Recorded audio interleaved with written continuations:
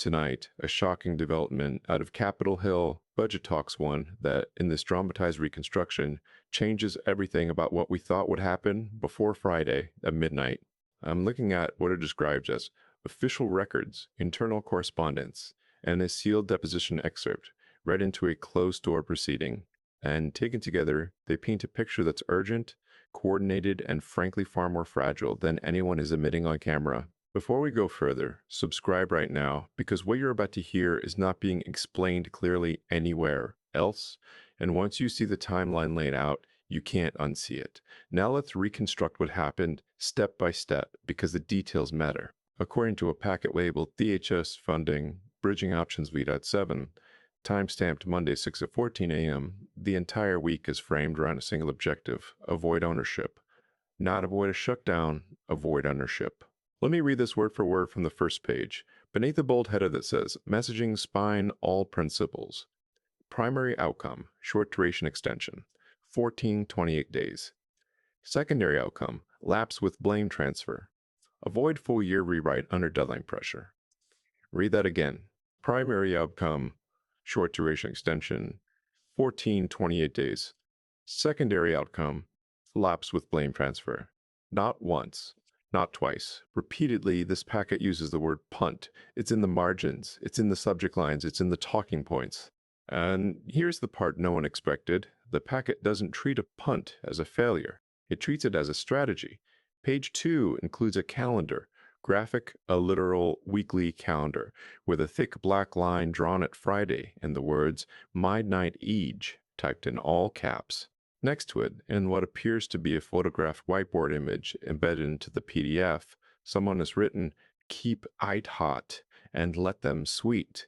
You can see smudged marker. You can see where someone tried to erase something and didn't fully get it off the board. There are faces in the photo, but the faces are blurred and the name badges are blocked out by black rectangles. Redactions. Clean, intentional redactions.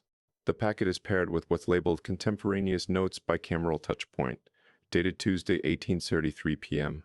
Location tag, H, Capitol Complex. The room number is redacted. 3 names are redacted. But the roles are listed: Majority Counsel, Minority Policy Bureau, a Props Liaison, and DHS Budget. And under DHS Budget, there's a single sentence that should make you sit up. Agency Impact Modeling suggests 6-day lapse produces manageable operational disruption. 10+ days becomes front page disruption. Let me read that again. 6-day lapse produces manageable operational disruption. 10+ days becomes front page disruption. 10+ days becomes front page disruption.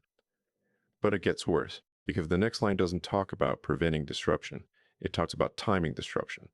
Preferred disruption window aligned with weekend plus early week to compress media cycle. This isn't about governance in this dramatized file. It's about the news cycle. It's about optics. Now, Senate Democrats, again, in this reconstructed scenario, are described as having put full year bill text on the table. That's the public storyline. The private storyline, according to a chain of internal emails marked Released as Evidence Committee Archive Poll, suggests the full year text is being treated like a chess piece, not a destination. There's an email dated Wednesday, 11:27 a.m. from an address that reads like a staff alias, floorux@senate.gov.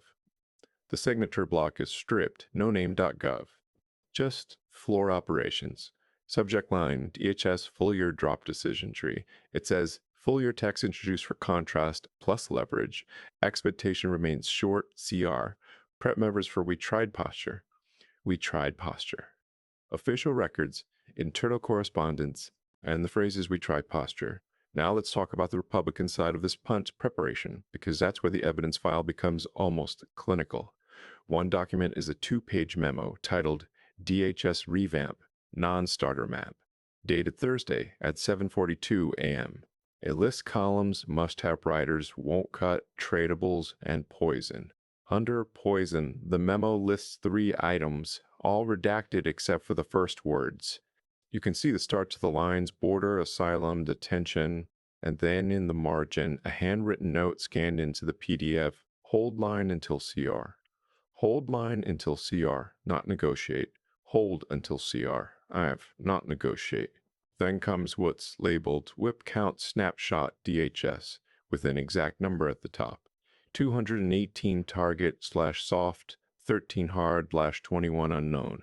It's not clear what chamber that snapshot is referencing because the identifying header is blacked out, but the structure is unmistakable. They're counting votes for something.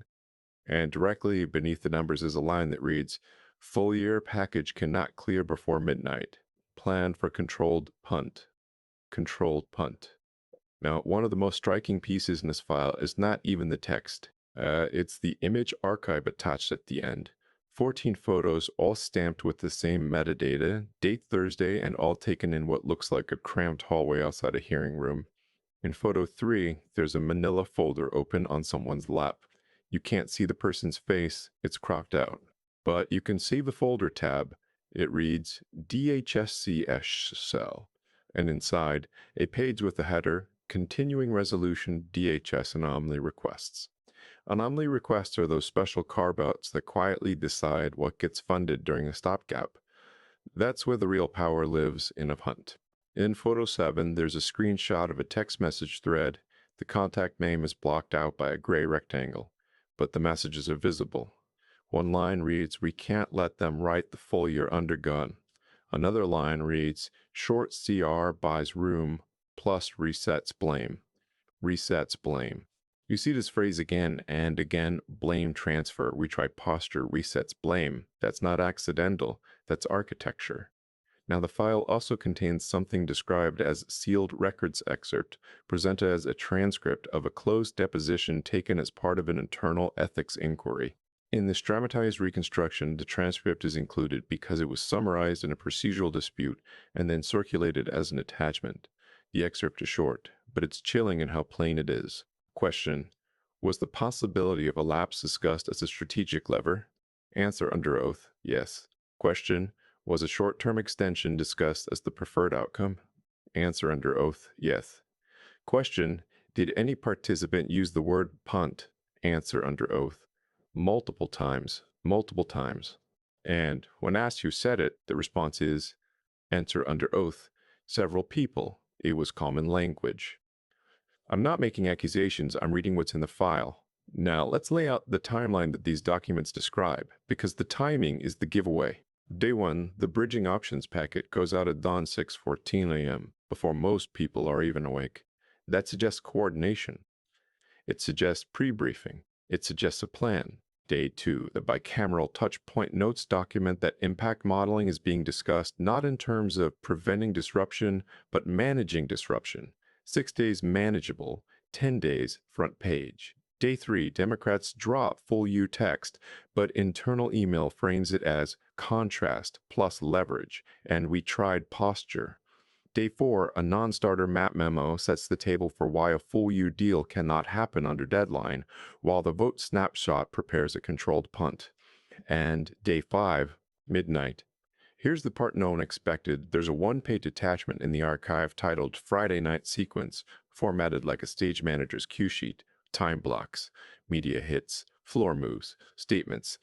It lists 18 LPM leadership availability, 2-3 mins, 9:30 p.m. leadership availability, 2-3 mins, 9:30 p.m. working constructively. Line 11:10 p.m. no choice but to frame. 11:47 p.m. blame on them push.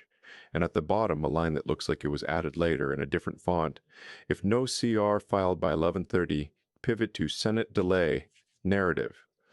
Pivot to Senate delay narrative. Pivot to Senate delay narrative. Pivot. This reads less like democracy and more like crisis choreography. Now let's talk about what a punt actually is in this context. A punt is a continuing resolution, a short-term funding patch that keeps the lights on without actually resolving the underlying fight, especially when both sides know they can't agree to a full-year Department of Homeland Security revamp under a Friday midnight deadline. And in the public-facing world, a punt is often sold as responsibility. We avoided a shutdown. But in these internal records, the punt is treated like a weapon to reset leverage, a weapon to move the fight into a new arena, a weapon to force concessions later. When pressure is higher, attention is fragmented, and fatigue is real. And the file goes even further. is a DHS operations snapshot marked internal for leadership, listing specific areas that would be affected under different lapse windows. It gives exact numbers: workforce potentially furloughed, non-exempt, 42,300. Contract actions paused, 1,180. Grant disbursement delays, 317 programs. Exact numbers, clean formatting, the kind of table that comes from people who do this for a living. And right next to those numbers in a comment bubble, the line reads, public pain point should remain limited in first 72 hours. Public pain points. That phrase should bother you because it implies pain is a variable, pain is a tool. Now, you might be thinking, if this were anyone else, if a private company were gaming essential services like this, would we accept it? If this were a hospital administrator talking about public pain points and manageable disruption, would anyone call it normal? You have to ask why. Why does a full-year DHS deal look highly unlikely right now? Not just because negotiations are hard. Negotiations are always hard. According to these documents, it's because the incentives are lined up against resolution. A full-year deal forces ownership. A full-year deal forces trade-offs. A full-year deal forces a vote that makes someone angry, maybe both sides. But a punt delays consequences. A punt stretches the fight into smaller pieces where blame can be reassigned weekly. And if you read the internal correspondence as a pattern blame transfer, we tried posture, reset blame, controlled punch, it becomes a strategy of perpetual brinkmanship. Short sentences matter here. Deadlines create fear. Fear creates leverage. Leverage creates pressure, creates mistakes. And mistakes are where power gets extracted. That's what this is about in this reconstruction. Not one memo, not one email, not one blurred photo with a CR shell folder. This is about behavior, repeated behavior, not once, not twice, repeatedly. Because if lawmakers truly believed a DHS shutdown was unacceptable, the internal documents would read differently. They would say, avoid lapse at all costs. They would say, lock in a clean extension now. They would say, keep essential functions stable. Instead, they talk like crisis managers deciding how hot to keep the stove. And there's a moral stake here that is easy to miss when the conversation turns into procedural jargon.